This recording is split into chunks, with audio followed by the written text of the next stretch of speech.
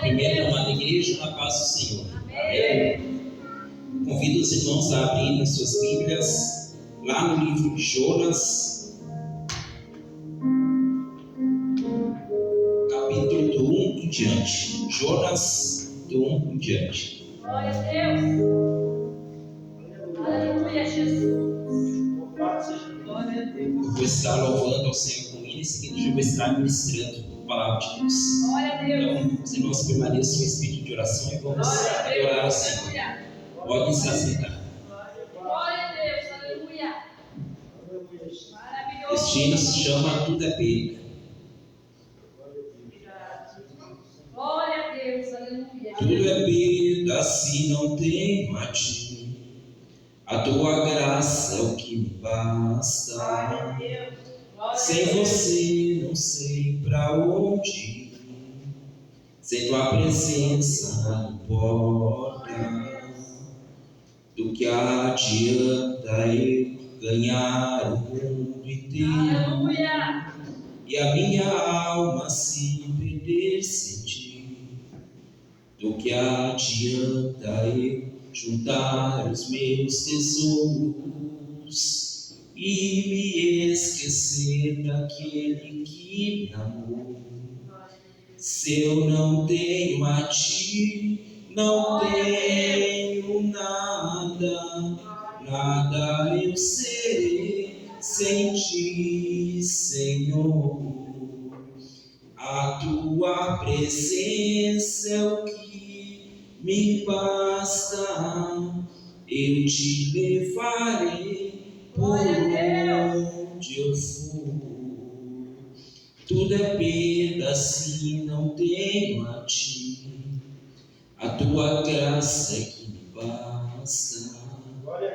Sem você não sei pra onde ir, sem tua presença não importa.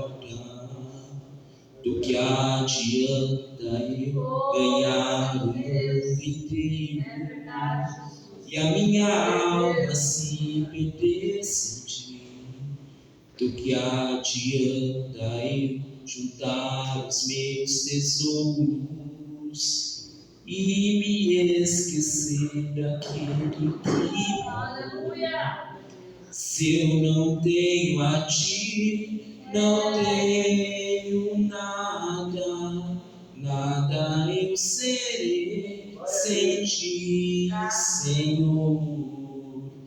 A tua presença é o que me basta, eu te levarei por onde eu for. Se eu não tenho a ti, não tenho nada, nada eu serei sem ti, Senhor. Aleluia.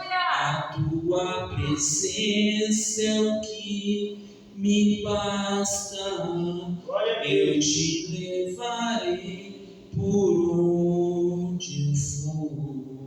Glória a Deus, obrigado. Aleluia. Obrigado, Jesus. Santo, santo seu nome. A palavra de Deus em Jonas, do 1 em diante, diz assim: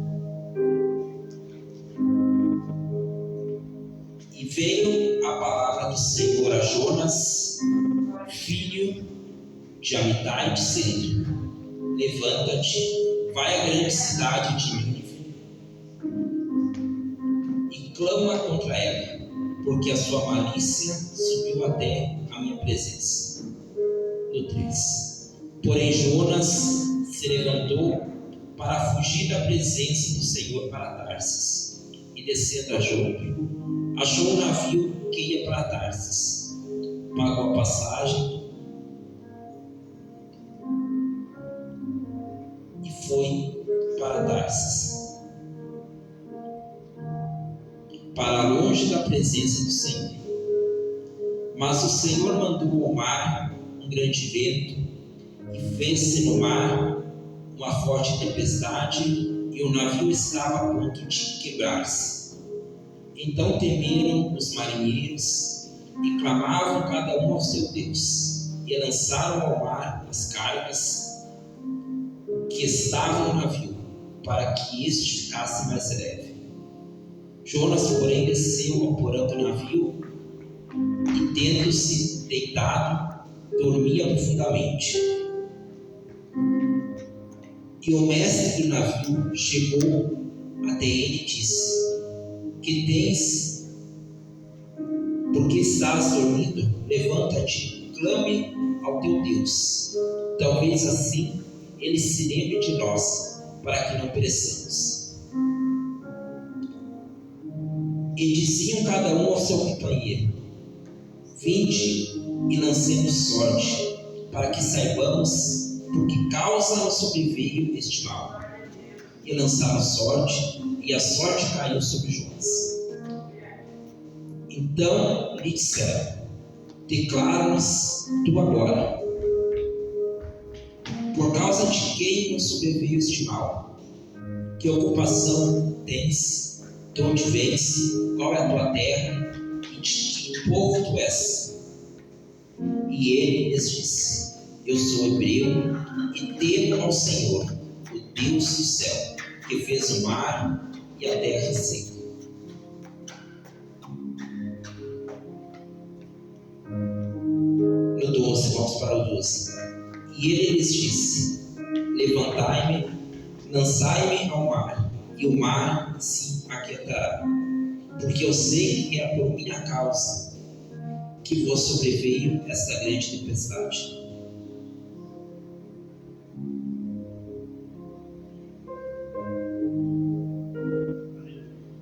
Então clamaram, verso 14, então clamaram ao Senhor e disseram: Ah, Senhor, nós te rogamos que não pereçamos por causa da alma deste homem, e que não ponhas sobre nós o sangue inocente, porque tu, Senhor, fizeste como te aprouve. E levantaram a Jonas e o lançaram ao mar, e cessou o mar da sua fúria. Os irmãos podem se assentar. Irmãos, a Bíblia nos relata que Deus deu uma ordem tácita, uma ordem expressa para Jonas: ir até a cidade de Nínive e pregar o Evangelho. Deus estava triste com a conduta do povo de Nínive. Então Deus enviou Jonas para pregar o Evangelho. Mas Jonas, ao invés de acatar a ordem de Deus, de obedecer, ele fugiu para o sentido oposto, para Tarsis. E ocorreu que, em meio ao mar, Deus fez surgir uma forte tempestade, e a tripulação, os marinheiros, primeiramente eles lançaram toda a sua carga no mar para que a embarcação ficasse mais leve, e posteriormente eles lançaram sorte para descobrir qual seria a razão de estar sucedendo aquela tempestade. E a sorte recaiu sobre Jonas. Então eles lançaram Jonas ao mar e a tempestade se acalmou. Mais adiante, irmãos, a Bíblia nos diz que Deus enviou um grande peixe, o qual engoliu Jonas, e este peixe que Deus mandou deixou Jonas justamente na praia da cidade na qual Deus o havia designado para pregar.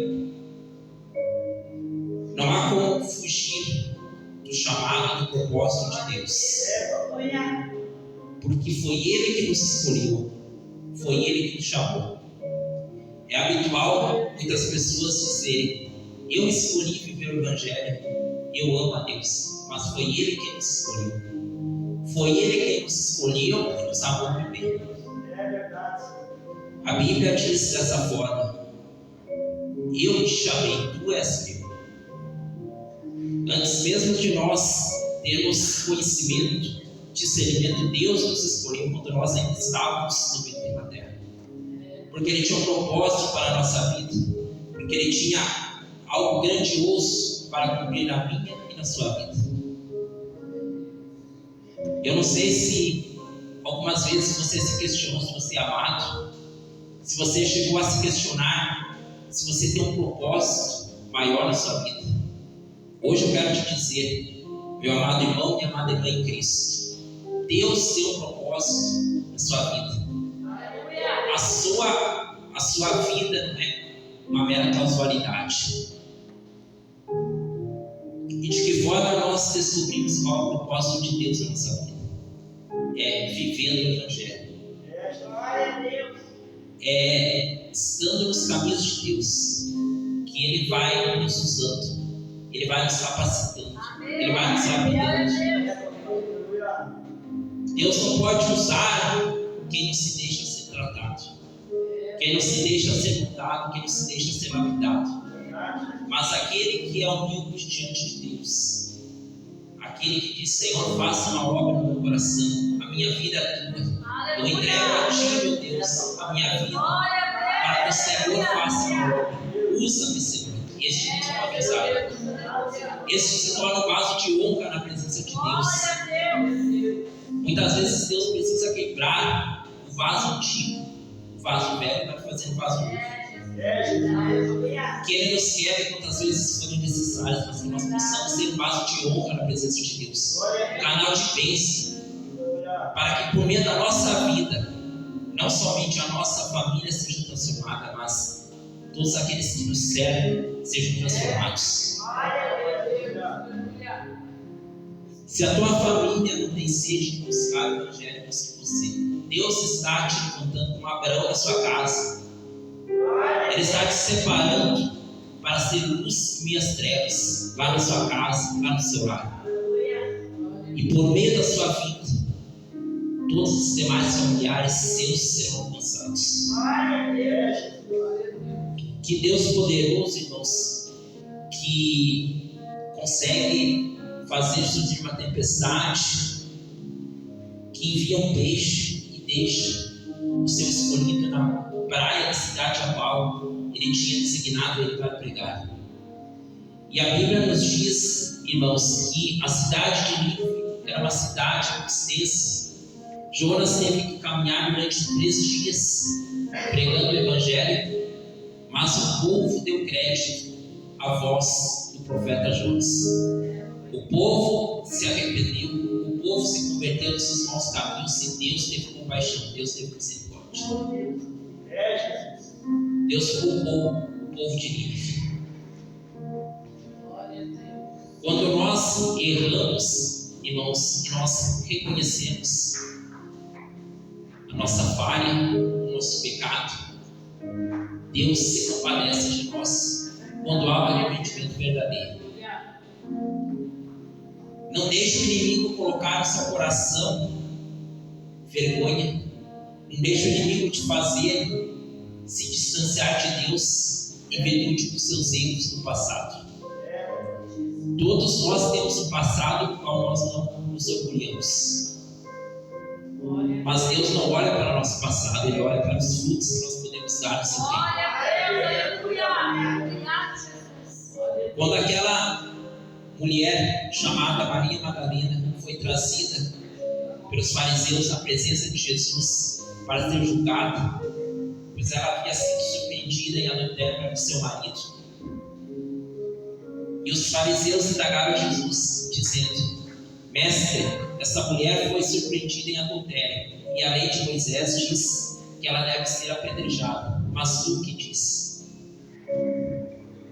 Eles queriam encontrar um pressuposto para que Jesus perdesse a credibilidade.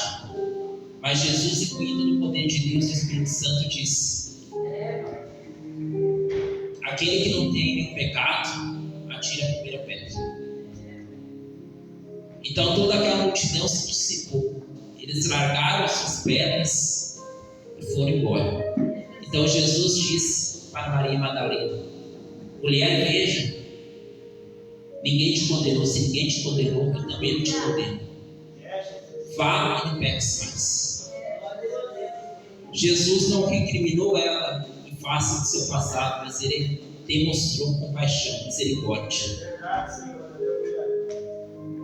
Quando nós nos arrependermos, verdadeiramente Ele tem misericórdia de nós.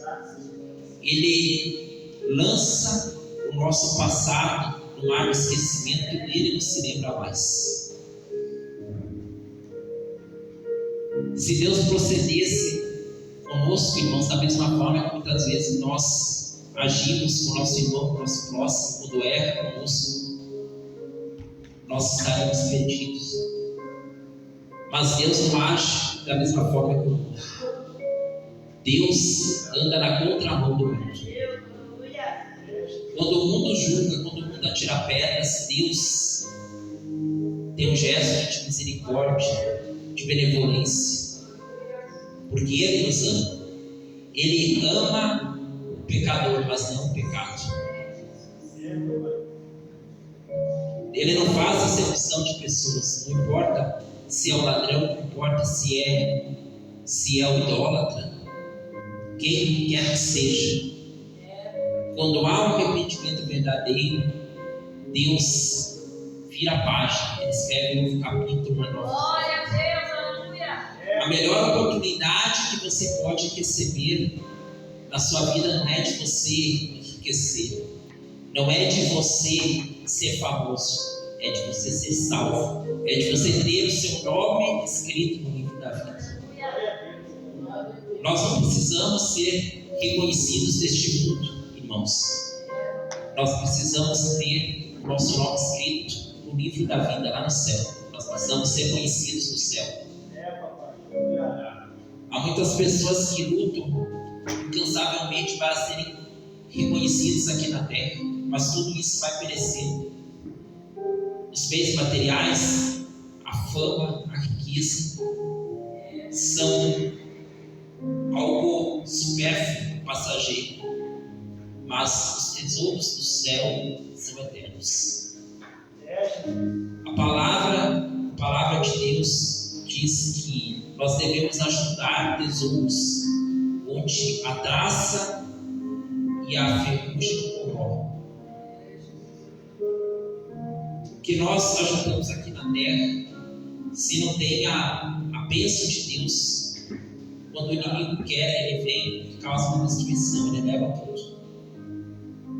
Mas quando tem a bênção de Deus, o inimigo não pode tocar. Deus não quer que nós tenhamos uma vida de miséria, de humilhação, de necessidade. Ele quer que nós sejamos prósperos, que nós sejamos bem-aventurados, mas na bênção, mas com a bênção dele. A palavra de Deus diz que o nosso coração estará onde estiver o nosso tesouro.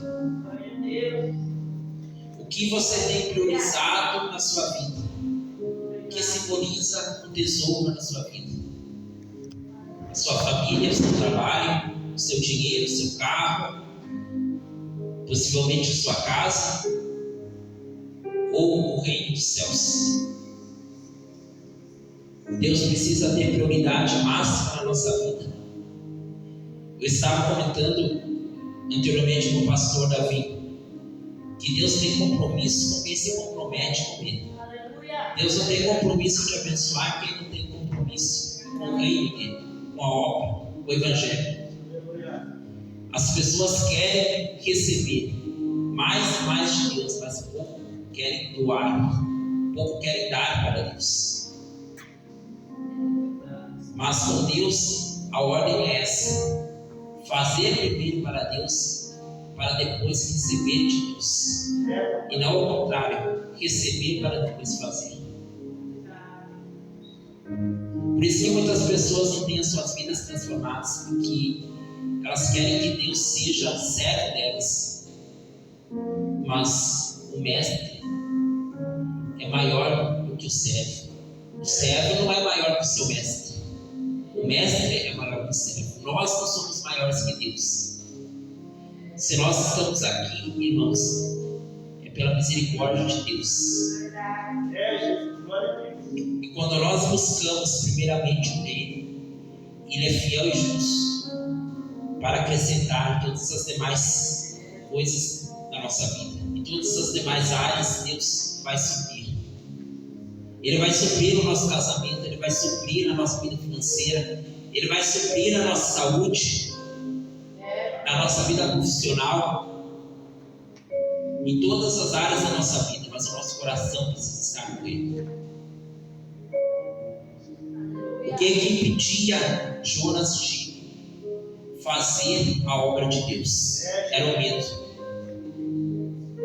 O medo de ser confrontado, o medo de ser perseguido, o medo de sofrer retaliações. Isto paralisou Jonas, fez com que ele ficasse relutante em fazer a obra de Deus. Quando Deus te manda fazer algo, é porque Ele quer que você faça, não é para o seu irmão fazer.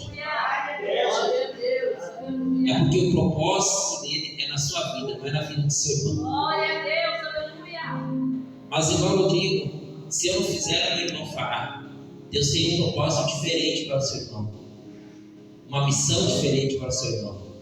Se Ele está te mandando fazer, vai e faça.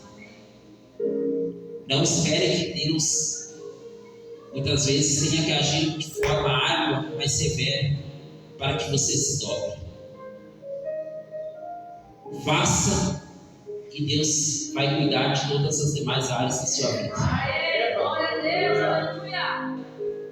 Porque muitas pessoas recebem mais de Deus. Será que Deus escolhe pessoas para abençoar e outras para amaldiçoar? É porque se prostram mais. É porque buscam mais. Aquele que busca mais de Deus, automaticamente recebe mais de Deus. Aquele que tem sede da presença, aquele que tem sede de intimidade com Deus, comunhão com Deus. A palavra de Deus diz assim: eu honro os que me honram, e os que me desprezam serão desprezados de mim. É bíblico, se você buscar o texto da sua Bíblia, está escrito dessa forma. Está explícito nessa mensagem da Bíblia que o compromisso de Deus é com o seu povo. O melhor de Deus, as bênçãos, as promessas dele é para o seu povo, para os escolhidos. E você que está aqui nessa noite é povo eleito de Deus, é escolhido de Deus. Deus tem infinitas promessas para cumprir na sua vida e na vida da sua família. Tome posse em nome de Jesus. Então permaneça firme com Deus. Não hesite em nenhum momento em fazer a obra de Deus, em acatar o chamado de Deus. Mas o que a minha família vai pensar, o que a sociedade vai pensar? A salvação, irmãos, é individual. A nossa família não dará conta da nossa alma no dia do juízo. Os nossos amigos, cada um de nós comparecerá individualmente diante de Jesus, diante do tribunal de Cristo, e prestará contas acerca das suas obras. Então não se envergonhe de fazer a obra de Deus, não se envergonhe de viver o Evangelho, para que Jesus não venha se envergonhar de ti também no dia do juízo. É preferível, irmãos, nós estarmos de bem com Deus e sermos rejeitados pelo mundo, do que nós sermos amados pelo mundo e no dia do juízo nós ouvirmos Deus dizer: eu não vos conheço, aparte-se de mim. Se Jesus, irmãos, vivenciou perseguições, lutas, porque conosco, que somos seus seguidores, seria diferente.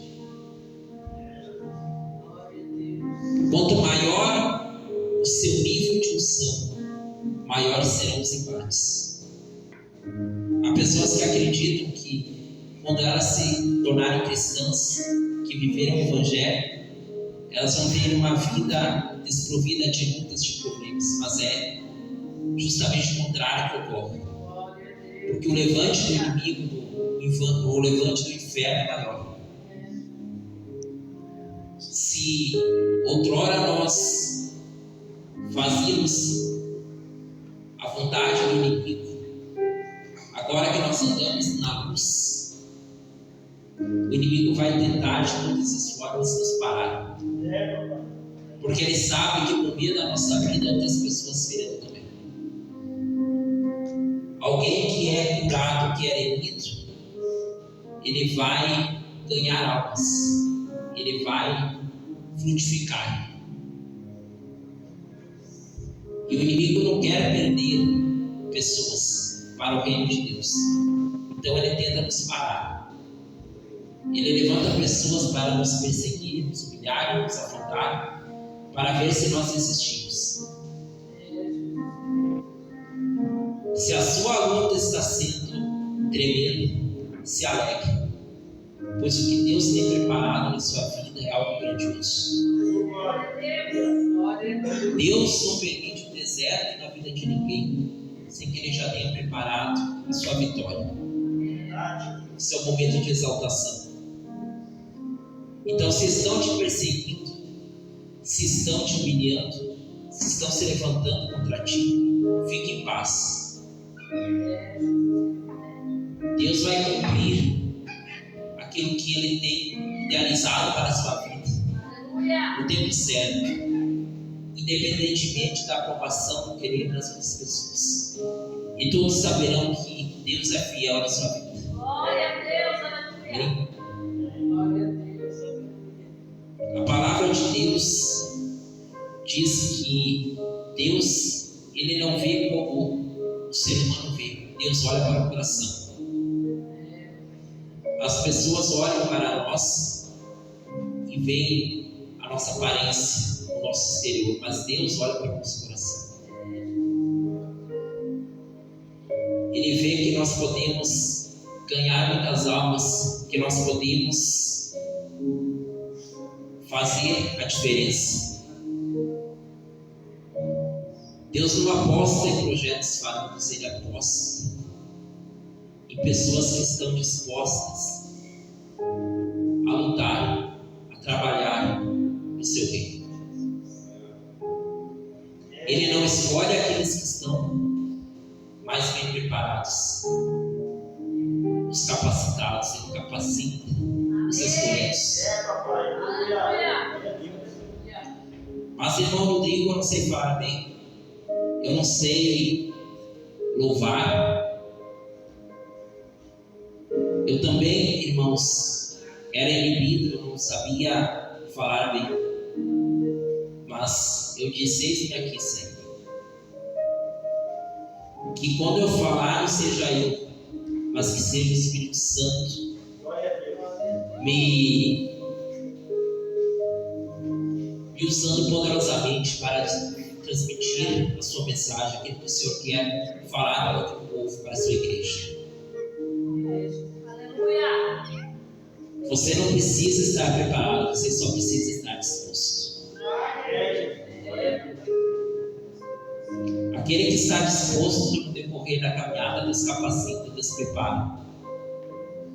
Mas aquele que não quer fazer, Deus vai levantar outro no seu lugar para fazer. Se você não quer fazer, Deus vai levantar outro que faça.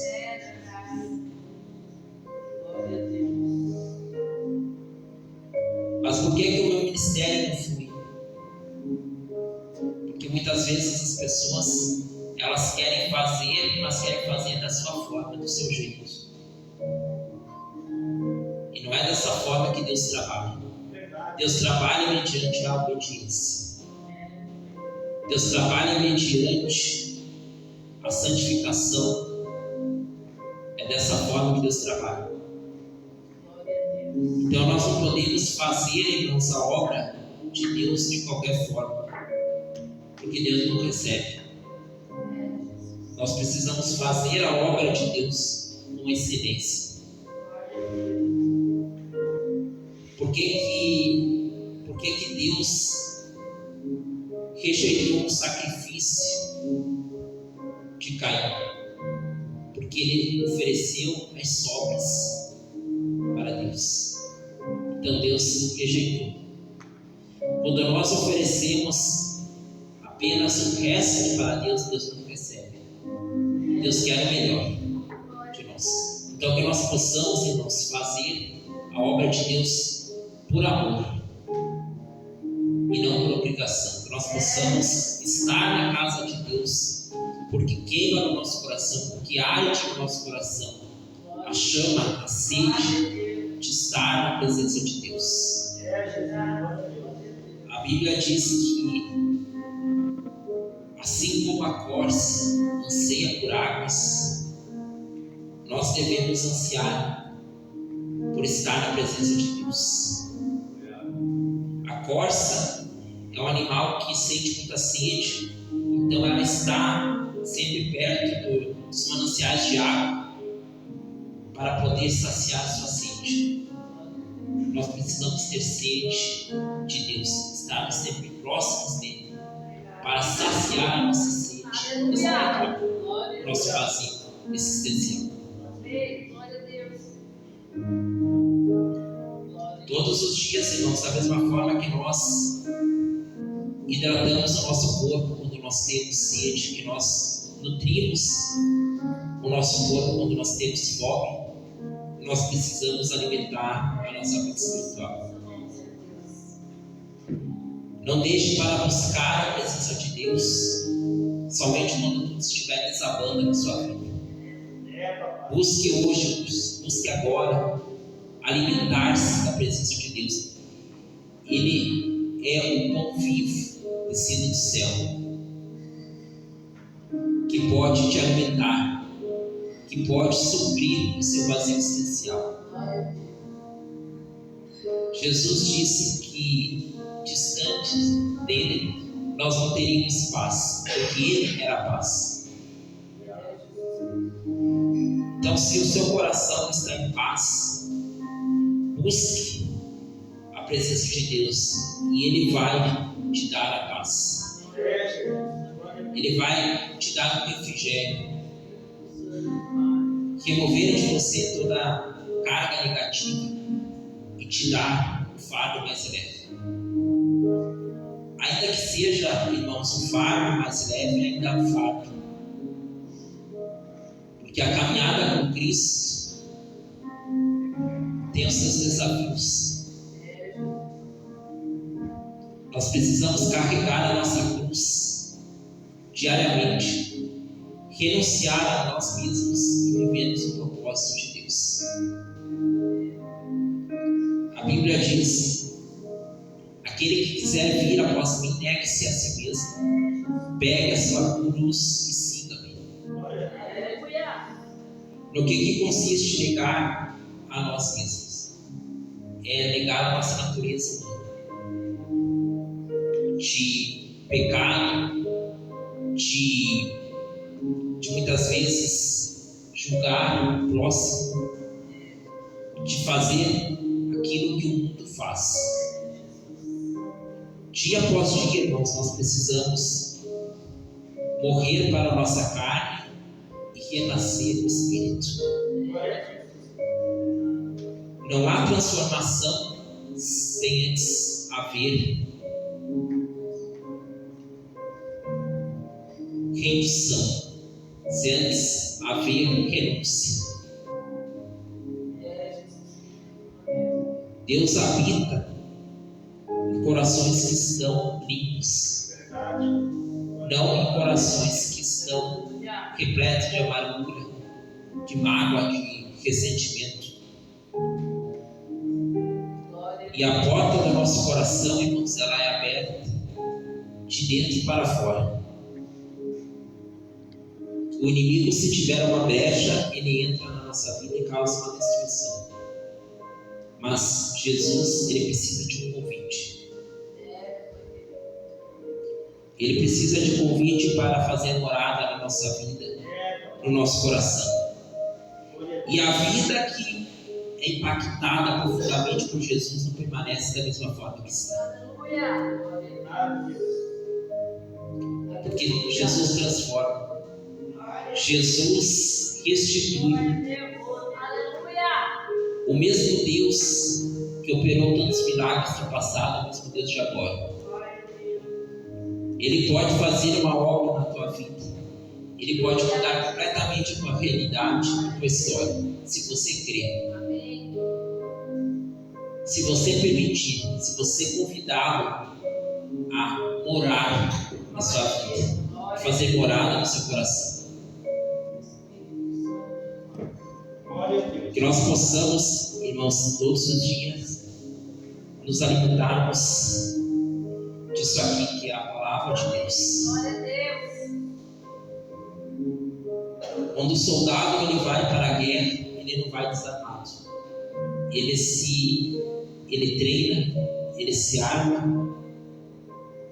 E nós não podemos ir para a nossa guerra no dia a dia sem nós estarmos revestidos de uma cobertura espiritual, de uma armadura espiritual.